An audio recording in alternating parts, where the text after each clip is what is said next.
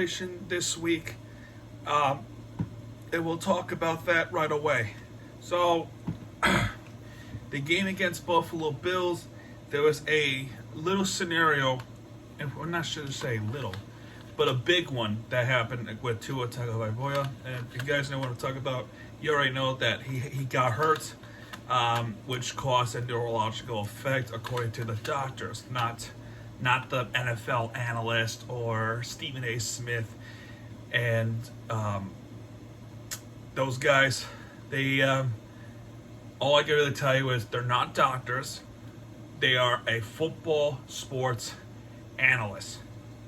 And those guys who talk about sports, just talk about sports. Leave them alone. Do not give shit to the Dolphins. Leave them alone. That's all I'll say. Just leave them alone. You're not a doctor. You are a professional sports analyst. Period. You are a talk show host. Period. What you are not is doctors. And the guys who are examining Tua through the head, the neurological, they are doctors. They have the medical degrees. You don't. So cut the shit. But anyway, that carried over to Thursday, which was a Thursday night game. And this game, it had some hope moments, but there was just nothing. Joe Mixon, 5-yard run. On the Sunday off, it was 90 degrees, right? They were complaining they should follow the OSHA, right? The Bills fans. Remember this, 40 minutes of possession time went to Buffalo, meaning the defense is so worn out, so tired. They were physically exhausted going towards Thursday night. So there was a lot of that's happened, right? Jason Sanders 23-yard field goal, so it was 7-3 Cincinnati. Jason Sanders with another field goal, and then the injury happened. The sack to Tua, he had his grabbed and was swung, and then unfortunately the head was hit hard on the turf. Bam! To Tua, the back of the head. And a very scary moment where he had his head paralysis, and he had this kind of motion like this. This is not funny. It is a serious shit. And we all have to pray for Tua. I don't care if it's a few days later. We still have to pray for Tua. You don't just say because of a football injury. It's a human being. It's a human being. Forget about football. Football is a sport, right? People get hit. People get hurt. It's part of the game, right? But imagine outside of football. The media slander towards the NFL coaches and the doctors. At some point, the unaffiliated doctor who did help Tua and cleared him off the concussion protocol, or if the NFLPA's investigation is right now, he got fired. So there you go. I hope you're happy. And because of it, he has a concussion. Officially have a concussion. It didn't happen by coincidence, right? Because what happens is when you get hit at the back area, right? Even if it's just right there, it want to look like a hand slap into the helmet on the Buffalo game, right? The landing is where what happened. Every player goes through this if there's an unfortunate situation. Patrick Mahomes went through it and he played 10 days later. Remember that in the 2020 playoffs. Remember that. Joe Flacco got hit hard. Until he was cleared off concussion protocol, he could play. Another example. It can't be just Tua. Otherwise, media slander will not apologize for it, period. Teddy Bridgewater comes in to take over after a 59-yard pass from Joe Burrow to T. Higgins. Xavier Howard should have saved the ball. He should have. But at the end, Chase Edmonds with the 7-yard pass from Teddy Bridgewater, 12-14. Field goal happened for Jay Sanders. So we take the lead, actually. But then in the fourth quarter, we just completely fallen apart with Evan McPherson field goals. One of was 19 yards, one was a 57 yards, so that was a good kick. And then Hayden Hurst would put the game away for Cincinnati, 27-15, Cincinnati Bengals. Now, this game, right? I didn't care we lost the game, right? We all have to lose sometime, right? Thankfully, Bengals fans were actually rooting for Tua to get better soon. When he was carted off the field, Bengals fans chanted, Tua, Tua, Tua. And for that, on behalf of Miami, on behalf of the Dolphins, on behalf of myself, thank you, Bengals fans. Thank you. We really appreciate it. Buffalo fans, remember when they were cheering for Tua? They were cheering for Tua when he got hurt, right? Y'all remember that, right? They actually donated money for Tua's recovery. So maybe they're not classless. Maybe they're actually good people. Everyone in the NFL was so supportive for Tua to get better soon. Thank you all, including Buffalo fans. I appreciate it. We all appreciate it. And just today, there was an announcement that he will not play against the Jets. So I don't know. I have no idea. Anything could happen on Sunday. The Jets won, and I'm actually going to that game, so I'm hell of a nervous. Let's talk about baseball real quick, because I'm just sick and tired of talking about baseball. So, Marlins won 6-4 against the Mets with Brian De La Cruz sacrifice fly. Brian Anderson scored on a wild pitch, which lead 2-0, and then J.J. Bleday homering to right, which is 4-0. Pete Alonso hit his 40th home run of the year to make it 4-3 Miami. Jacob Stolen singled to right center. Brian Anderson scores 6-3. Jeff McNeil scored on the balk, and that was pretty much at 6-4. Miami Marlins 6-4. The Mets would fall down, but eventually the Braves will take over the division. We'll talk about that in a moment. So history happened since 1909 in the balk scenario. Richard Blyer apparently did not stop in motion in his left glove, right, as he was trying to make a pitch. Right glove, excuse me. He was trying to make the pitch, and then what happened was he ended up getting called for the balk when I think there was, who was it? I don't remember. I think it was McNeil. Yeah, McNeil said it right there, because Alonso was at bat. Pete Alonso was at bat. He got called 3 times on the balk by John Tumpain, the umpire. That's never happened before at bat in history. At least not that I know of in a long time. Probably all the way back to 1909 is what it said. It was it's a crazy thing. I'm an umpire, and you can make the case for the first one. He definitely balked on the first one, but the other two, I don't know. It's a tough call to make.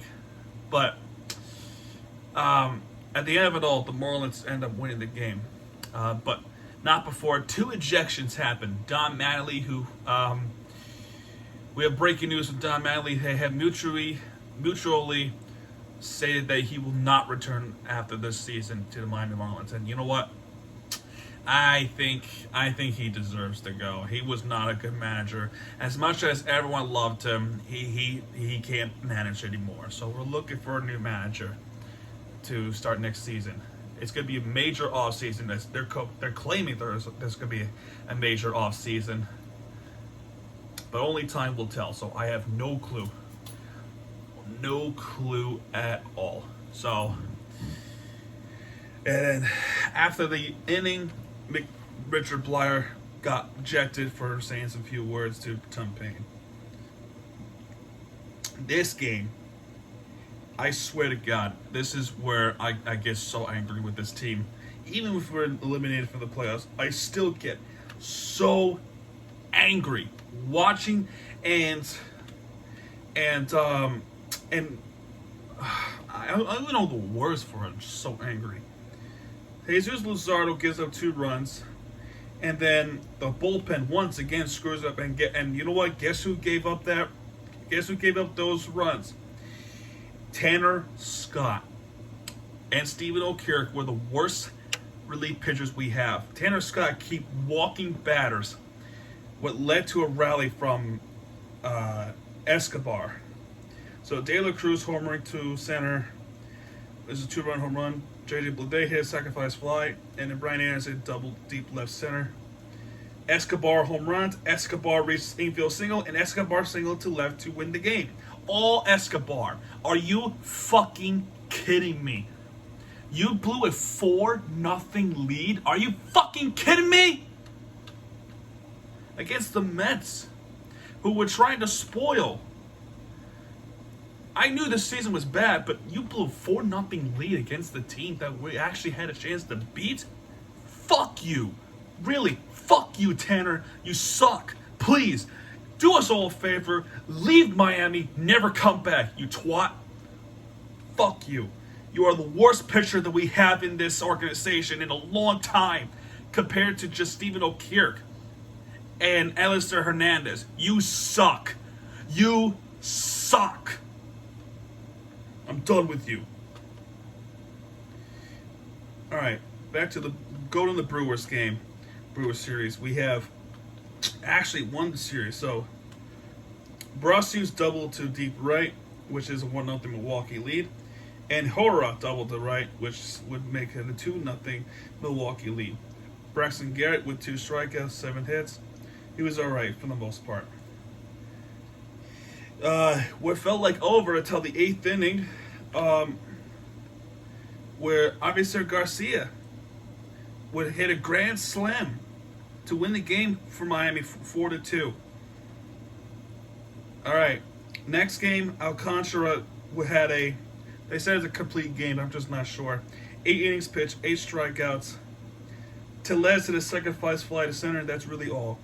We had a bases loaded situation to tie or take the lead, but then we could not do so.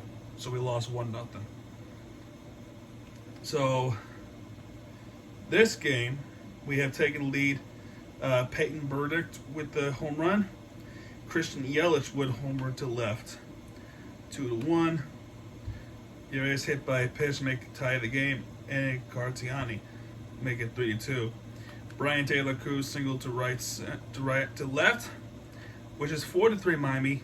De La Cruz with a really hot hitter, and that would win the game 4-3 for Miami. Sunday, same score, 4-3, except all the way to the 12th inning. Wow.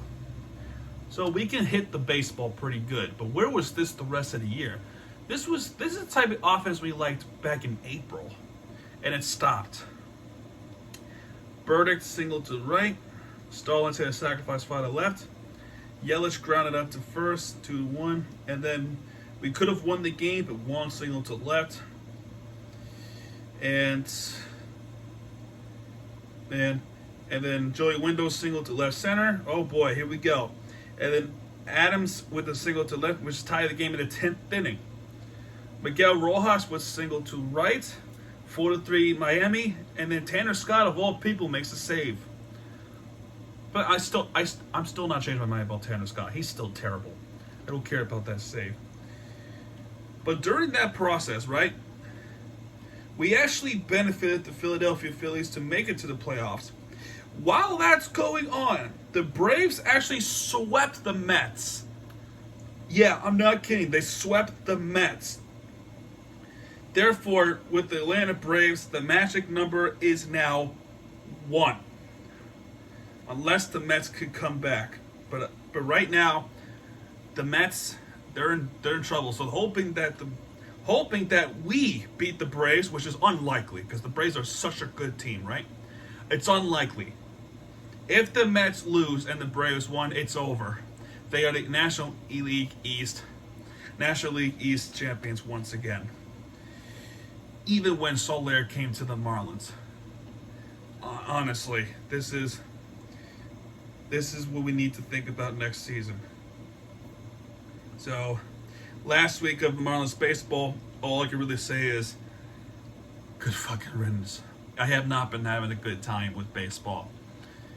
The only sport I've really been watching the most is soccer with Inter Miami, Miami FC on some occasions, and football now. However, I get to the point now, it's October, so I'm really excited to watch the Florida Panthers and the Miami Heat. I'm so excited. So actually, when we go to Miami Sports Recap of the Week, I'd be actually excited to actually do it. I'm really excited to do the Miami Sports Recap of the Week after this one. I'm really excited because the Marlins are just really depressing. Speaking of Miami FC, they have won a clutch game against Memphis 901 FC, where at the death, it was Ndajid Reed, 90th minute plus 1 minute stoppage to put the game away for Miami FC. 53% of possession for Miami compared to just 47% that Memphis has. 12 shots, 9 on target for Miami. So there was a goalkeeping saves for both sides. Really, for Memphis. So therefore, it's only a matter of time before Miami actually puts the game away. With 5 shots compared and one on target for Memphis. So that's some game to look at. We are still in 7th place, but we can hope that Pittsburgh loses the next one because we play against Las Vegas and then we end our season against Detroit to get us up further in the standings. So if we win 2 of those next games and hope that Pittsburgh and Detroit lose, right? We might actually have a home game. Keyword might. So I don't know. I have no idea. College football. Let's talk about that real quick. FIU won 21-7 against New Mexico State Aggies. A huge win on the road too, because they haven't really been irrelevant. Tyrese Chambers 4-yard pass from Grayson James. Star Thomas 2-yard run for New Mexico. Jalen Bracey 25-yard pass from Grayson James, and Lexington Joseph with 60-yard pass from Grayson James. And that's all in the first half. Ultimately, that is the game. FIU wins that one. FAU lost 28-45 North Texas, and that's pretty much it. So with all of that, the Hurricanes come back to play their ACC opponents this week, as we are now unranked. A pretty pathetic shit show that the Hurricanes have produced last week. They play against North Carolina, who are ultimately have a better record than us. So I'm not confident about this one. So with all that, this is going to be a pretty stressful weekend on football, folks. Just be prepared. And speaking of stress, we have the biggest week in Inter Miami history. But right now, let's talk about the match against Toronto FC, which is a road win, which is why I picked them as winner of the week. Gonzalo Higuain scores in 86th minute to put the game away. They were a better team, to say the least, on the road against Toronto FC. We are fighting for the playoff spot, and we are not messing around. We have to win this game, otherwise we cannot. We will have to pray that the other teams lose because the next 2 games are at home. But in order for us to have a chance, we have to win the game on the road, and they did just that against Toronto, coming off the international break. 1-0 into Miami with Gonzalo Higuain. 41% possession with Toronto compared to 59% into Miami has. 11 shots, 3 on target for Toronto compared to 14 and 5 shots with Toronto has. With this win, that puts us in the 7th place, just above the playoff line, and things are pretty tight. Very, very, very tight. So in order for us to have the chance, we wanted to have Columbus to lose the game against the Red Bulls, but they did not. Instead, they had a 2-goal thriller at the end of the game against the Red Bulls, and just like that, we are tied. However, Orlando City lost against New York City FC yesterday, so they still remain at 6th place. So, what does this mean? We have a game against Orlando City on Wednesday. If there's any game that we must win, this game is the one. Not only is the rivalry derby, it's the Florida derby. It's a rivalry game, but this game, we can clinch the playoff spot with this win. Even if Columbus wins their game, what this happens? Here's what will happen. We beat Orlando City on Wednesday, right? It's a huge task, but it's at home, right? It's at home. This task right here, we would win this game, we clinch the playoff spot. But if Columbus also wins, they're in 7th place, because what this means, Orlando City will go down the playoff spot. They would be down. They would be below the red line. Orlando City is looking for the same thing. They need to win this game to have a chance to make it to the playoffs. So both Florida teams is going to play their hearts out to get to the playoffs. Both teams are desperate. But the bigger team that is more desperate is Miami. We have to prove to Orlando City that we can do this legitimately and not the U.S. Open Cup. We can do it. And we have to prove that by beating Orlando City. It's the biggest game of the year. And if we don't do it, we're shit out of luck unless a Columbus lose. All right? We must win. We must win. We do it for Gonzalo Higuain because breaking news today in the press conference, Gonzalo Higuain has officially announced retirement after this season. We have to do this for him. We have to do it for the whole community of South Florida. We must win. And if we win, we're in the playoffs. And that's going to do it for this recap of the week, folks. If you have enjoyed this video, hit that like button, subscribe for more content, because Miami TV has you back when he does. We'll be right there with you for the entertainment you deserve. Miami TV signing off, folks. Good night, everybody.